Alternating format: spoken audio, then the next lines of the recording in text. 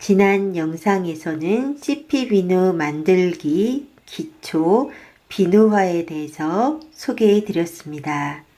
비누화에 꼭 필요한 재료들이 있습니다. 식물성 오일과 가성소다입니다. 그래서 오늘은 가성소다가 무엇인지 소개해 드리고 식물성 오일, 즉 지방산의 특성과 비누화 값에 대해서도 소개해 드리겠습니다. 가성소다입니다. 화학식은 NaOH이고 가성소다는 수산화 나트륨, 소디움 하이드록사이드라고도 불리웁니다. 소금물을 전기분해해서 얻거나 탄산 나트륨과 수산화 칼륨을 반응시켜서 만듭니다. 가성소다는 공기 중에 이산화탄소와 수분을 흡수해서 녹는 성질이 있습니다. 반드시 밀봉 보관하셔야 합니다. 물의 용해 시에는 가스와 열이 발생하고 강염기성이기 때문에 반드시 환기가 잘 되는 곳에서 마스크를 착용하시고 장갑을 끼고 작업하셔야 합니다. 가성소다를 구입하실 때는 인터넷에 검색하시면 성인 인증을 하신 후에 구입하실 수 있습니다. 98에서 99% 순도의 시향용 가성소다를 구입하시면 됩니다. 플레이크 타입과 비드 타입 두 가지 타입이 있습니다. 예전에는 플레이크 타입의 가성소다를 많이 판매하고 사용했었습니다. 그런데 최근에는 거의 비드 타입의 가성소다를 많이 판매하고 있고 사용하고 계신 것 같습니다. 참고하시기 바랍니다. 비누화 값이란 유지, 지방산 또는 밀랍 1g을 비누화시키는 데 필요한 수산화 칼륨, 가성가리의 미리그램 수입니다. 비누화 값은 원래 가성가리 비누화 값을 기준으로 가성소다 비누화 값을 환산하는 것입니다. 환산하는 계산법까지 굳이 공부하실 필요는 없습니다. 계산되어서 나와 있는 표준적인 가성소다 비누화 값을 참고하시면 됩니다. 비누화 값의 수치를 보면 지방산의 성질이나 비누화되지 않는 물질의 양을 추정할 수 있습니다.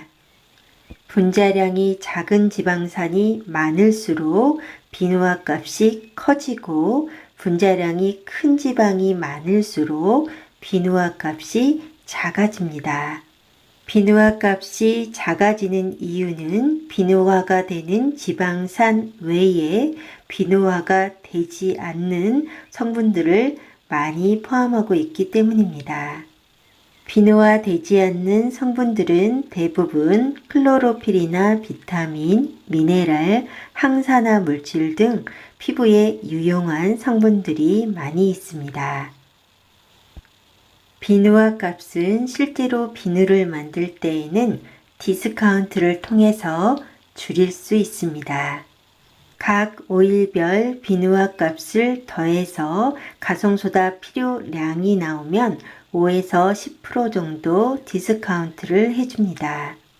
그러면 5에서 10% 정도 가성소다와 반응하지 못한 오일들이 비누 속에 남아서 보습력이 높아집니다. 또한 가성소다가 디스카운트 됐기 때문에 비누 또한 순한 비누가 만들어집니다. 그렇지만 보습력이 높고 순한 비누를 만들기 위해서 10% 이상 욕심을 부려서 디스카운트를 하면 비누가 빨리 산패해서 버리게 됩니다. 저는 개인적으로 5% 정도 디스카운트 하시는 것을 추천드립니다.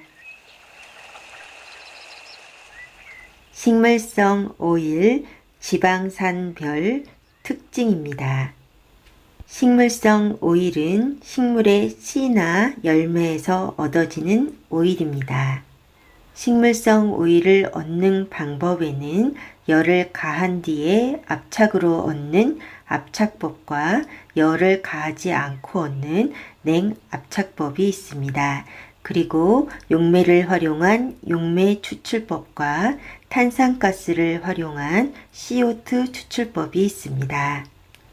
열을 가해서 압착하는 일반적인 압착법은 주로 우리가 식용으로 사용하는 고소한 맛을 살린 식물성 오일들입니다. 열을 가하지 않고 압착만으로 추출되는 냉압착법 식물성 오일들은 고소한 맛은 없습니다. 그렇지만 식물이 갖고 있는 각종 비타민과 유효한 성분들이 그대로 포함되어 있기 때문에 주로 건강식이나 천연 화장품 재료로 많이 사용되고 있습니다. 지방산이란 지방을 가수분해하면 만들어진다는 뜻입니다. 지방산은 물에 녹지 않지만 알카리성 용액에는 수용성이 됩니다. 즉, 지방산에 나트륨과 칼륨염이 첨가되면 비누가 되고 물에 잘 녹게 됩니다. 지방산은 탄소 원자가 사슬 모양으로 연결된 칼복시산 형태로 이루어져 있습니다. 탄소 간의 이중 결합이 없는 지방산은 포화지방산, 탄소 간의 이중 결합이 있는 지방산은 불포화지방산입니다. 포화지방산은 상온에서 고체 또는 반고체 상태이고 포화지방산의 함량이 높으면 비누화가 빨라지고 비누가 단단해집니다. 불포화지방산은 상온에서 대부분 액체 상태로 존재하고 불포화지방산 함량이 높으면 피부에는 매우 친화적이지만 산소와 결합해서 쉽게 부패하고 비누가 무르고 부드러워집니다. 자연적으로 발생하는 지방산은 4개에서 28개까지의 짝수의 탄소 분자로 이루어져 있습니다. 탄소수가 4개에서 10개까지는 저급 지방산, 10개에서 18개까지는 중급 지방산, 18개 이상은 고급 지방산으로 분류되고 있습니다. 각 지방산별 탄소 숫자와 이중 결합을 정리한 표입니다. 이중결합을 가지고 있는 불포화 지방산은 이중결합이 하나일 때 단일 불포화 지방산, 2개 이상일 경우에는 다중 불포화 지방산이라고 불리웁니다. 그럼 지금부터 지방산 하나하나의 특징을 살펴보도록 하겠습니다. 포화 지방산부터 소개해 드리겠습니다. 라우릭산입니다. 코코넛 오일과 팜 커넬 오일의 주요 성분으로 냉수에서도 풍부한 거품을 내주기 때문에 비누를 만들 때 매우 중요한 지방산입니다. 비누를 단단하게 해주지만 피부에는 조금 자극적인 성분입니다. 미리스틱 산입니다. 코코넛 오일과 팜 커넬 오일의 주요 성분이고 거품을 더 지속적으로 풍부하게 내줍니다. 라우릭산보다 비누를 단단하게 해주지만 피부 자극은 덜한 편입니다. 팔미틱 산입니다. 팜 오일의 주요 성분입니다. 찬물에서는 거품이나 세척력이 떨어지지만 온수에서는 안정적인 거품을 내줍니다. 비누를 단단하게 해줍니다. 마지막으로 스테아린 산입니다. 코코아 버터와 시어 버터의 주요 성분입니다. 융점이 높기 때문에 냉수나 온수에서도 잘 물러지지 않는 비누를 만들 수 있습니다. 거품은 잘 일지 않지만 일단 거품이 생기면 지속력이 오래 갑니다. 비누를 만들 때 너무 많이 배합하시면 비누가 갈라지거나 깨지는 현상이 일어납니다. 불포화 지방산을 소개해 드리겠습니다. 올레익산입니다. 올리브 오일, 동백, 살구씨, 스윗 아몬드, 아보카도 오일 등의 주요 성분입니다. 불포화 지방산이지만 산화 안정성이 좋아서 화장품뿐만 아니라 비누에도 많이 사용되는 지방산입니다. 피부 보습의 효과가 매우 뛰어납니다. 그렇지만 거품이 잘 생기지 않고 비누가 빨리 무르게 되는 단점이 있습니다. 리놀레익산입니다. 달맞이꽃 종자유, 홍화씨, 해바라기씨, 포도씨 오일 등의 주요 성분입니다. 필수 지방산으로 체내에서 합성이 되지 않기 때문에 반드시 외부에서 섭취해야 하는 지방산입니다. 습진이나 건성과 같은 피부염, 멜라닌 생성 억제, 피부 보습에 뛰어난 효능이 있습니다. 그렇지만 거품이 잘 생기지 않고 비누가 물러지는 단점이 있습니다. 리놀레닉산입니다. 보리지, 달맞이꽃 종자, 아마씨, 쿠크이넛 오일 등에 많이 함유되어 있습니다. 리놀레익산과 마찬가지로 외부에서 반드시 섭취해야 하는 필수 지방산입니다.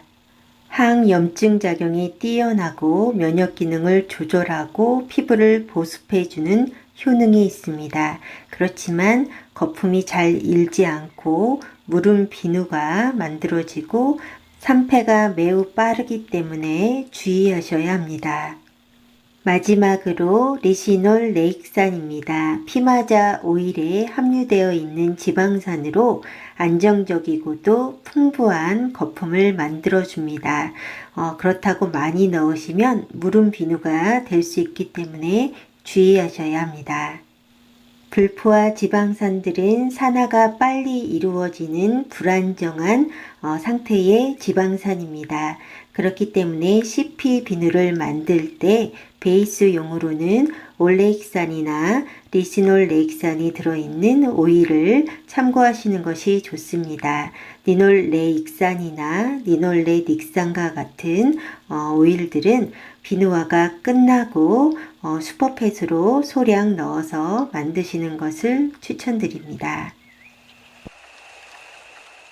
지금까지 식물성 오일 지방산별 특징을 소개해 드렸습니다. 지방산은 다루어야 하는 내용도 많고 처음 접할 때는 어려운 부분이 많이 있습니다.